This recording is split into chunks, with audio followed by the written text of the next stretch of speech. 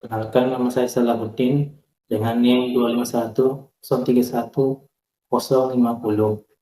Hari ini saya membahas tentang tugas saya dari 7 poin tersebut tentang beberapa konsep dasar negara, dan kita sering dengar pada materi Bapak terdahulu. Jadi saya akan mengingat beberapa 7 poin tersebut, mulai dari demokrasi sampai bela negara. Yang pertama adalah demokrasi di Indonesia. Pertama, soal demokrasi, menurut saya sendiri, demokrasi itu bukan cuma tentang soal pencoblosan, tapi bagaimana suara kita sebagai rakyat didengar, dihargai, dan diwujudkan dalam kebijakan. Di Indonesia sendiri, sejarahnya itu panjang sekali. Dari demokrasi parlementer, demokrasi terpimpin, demokrasi Pancasila di Orde Baru, sampai era reformasi yang kita rasakan sampai sekarang. Kita lagi belajar terus. Menurut saya proses demokrasi kita memang belum sempurna, tapi setiap hari kita selalu berproses untuk jadi lebih baik dan lebih dewasa dalam berpolitik dan menghargai perbedaan pendapat. Poin kedua, hukum dan penegakannya. Lanjut ke poin kedua soal hukum. Berapa harus ada hukum? Sederhananya, hukum itu ibarat rambu-rambu lalu lintas. Kalau tidak ada, pasti kacau. Tujuannya buat ketertiban, keadilan, dan kepastian buat kita semua. Itu ada 5 harus yang harus solid: kepolisian, kejaksaan, kehakiman, advokat, dan lembaga permasyarakatan. Menurut saya, salah satunya kalau ada yang cacat, sistemnya bakal terganggu atau kacau. Ini PR buat kita semua untuk mengawasi dan tegak hukum yang makin adil ke depannya. Poin ketiga, wawasan Nusantara. Ini cara pandang kita sebagai bangsa Indonesia. Pada bayangan kita sendiri, Indonesia itu ada luas, lautnya lebar, pulaunya ribuan. Wawasan Nusantara ini fungsinya buat menyatukan kita semua yang beda suku, agama, fungsinya jadi pedoman pembangunan, pelindung wilayah, penunjang pertahanan, sama satu bangsa. Jujur, pas saya lihat peta, saya rasa konsep ini penting sekali, dan kita tidak merasa takut-takut apalagi karena perbedaan kecil. Batas laut.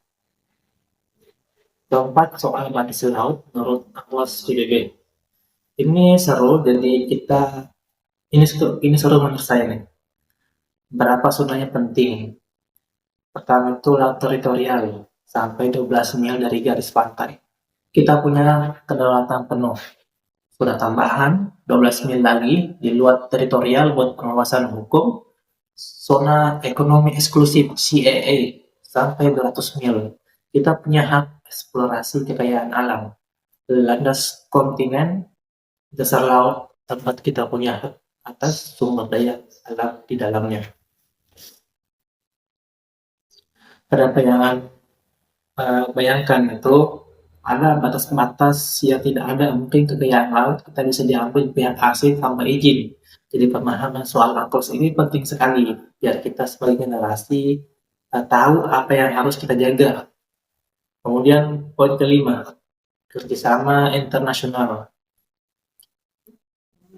Karena tidak ada negara yang bisa hidup sendirian di dunia, kita butuh teman, butuh partner, butuh sekutu buat jaga perdamaian. Tujuannya itu sudah jelas nih, jaga perdamaian dunia, memperkuat ekonomi, dan tukar-menukar ilmu pengetahuan. Ada banyak sekali bentuknya, ada bilateral, dua negara, regional, kawasan, contohnya ASEAN, sampai multilateral seperti PBB. Kita selalu berusaha berperan di situ karena prinsip politik luar negeri kita kan bebas aktif. Poin ke-6 itu ketahanan nasional. Keenam, ketahanan nasional.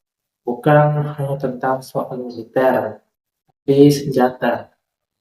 Maksudnya atau senjata. Tapi gimana bangsa kita punya keuletan dan ketangguhan buat ngadepin segala bentuk ancaman itu, baik dari luar maupun dari dalam bangsa tersebut. Asasnya ada tiga: kesejahteraan, keamanan, dan asas komprehensif integral, dan asas mawas.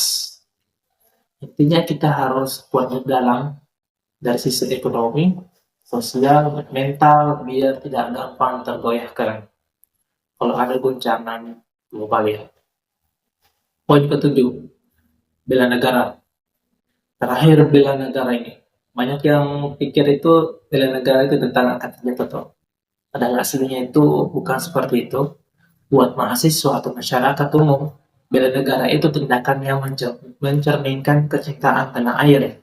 Ada 5 unsur: cinta tanah air, sadar berbangsa dan bernegara, setia pada Pancasila, rela berkorban untuk bangsa, dan kelima, punya kemampuan awal bela negara.